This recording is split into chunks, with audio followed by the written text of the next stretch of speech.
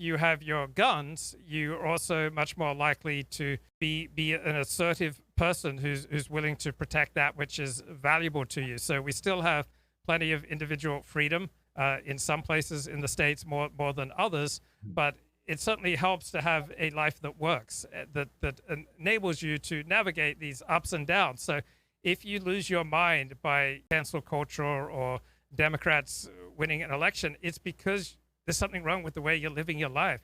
You should not be putting most of your eggs in the political basket. You should be getting your primary source of meaning from your family, from your friends, from your community, from your profession, and from your hobbies. So I just think it's so sick that so many people on the right are just wallowing in despair. They're just mainlining despair. They're just taking the despair and just like putting it right into the vein. There's absolutely no empirical objective reason to be despairing. There are just unbelievable opportunities today. I was walking down the street yesterday listening to The Decline and Fall of the Roman Empire by Edward Gibbon. I could buy that enormous book. It's something like 160 hours for $12 on Audible. I can do a live stream that can be seen by anyone in the world. There's just so much opportunity here. There are so many freedoms that we still have, and people just want to give up.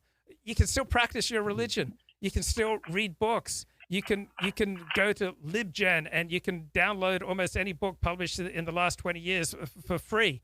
You can build something with your life. If you've got a disabling addiction, you can go get help for it. You can find therapists who are in training, and you can get therapy for like $20 an hour. I mean, there are so many opportunities in America that I just have no patience with these mopey, depressed, I just want to end it all. It's all over. Just let's all give up. It's better in North Korea types. It's such a deep sickness. No, that absolutely no. That's to say the least an exaggeration, a particularly crass and ignorant one. I will say that the trajectory in the U.S. is not good for individual rights and liberties, which is what makes all these great things that you were talking about possible. And there's less and less respect for them among the young, and that's the big problem.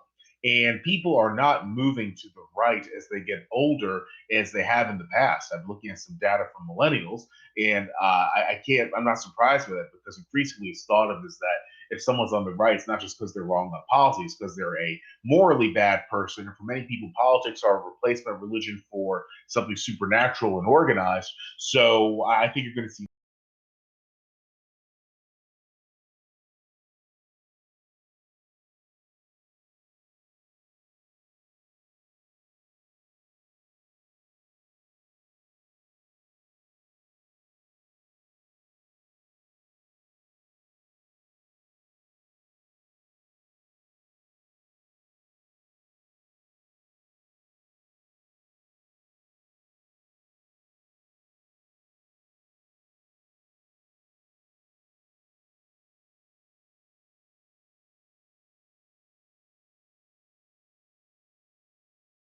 reasons. Obviously, it's not a good thing.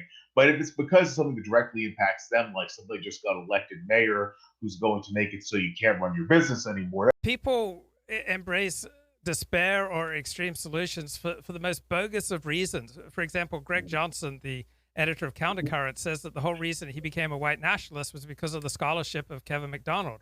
Well, the scholarship of Kevin McDonald is just riddled with elementary errors. And so he made this enormous leap into an extreme form of identity, white nationalism, based on shoddy scholarship. I mean, how insane is that? Now there are critiques of Kevin McDonald out there that he could examine and reconsider, but he's not going to look at them because now he's committed to this extreme way of life. But he made this enormous leap into a perspective that's considered socially unacceptable based on incredibly shoddy scholarship. Also, many people I deal with in these streams are just filled with despair because in 10, 20, 30, 40 years, white people will no longer be a majority in the United States.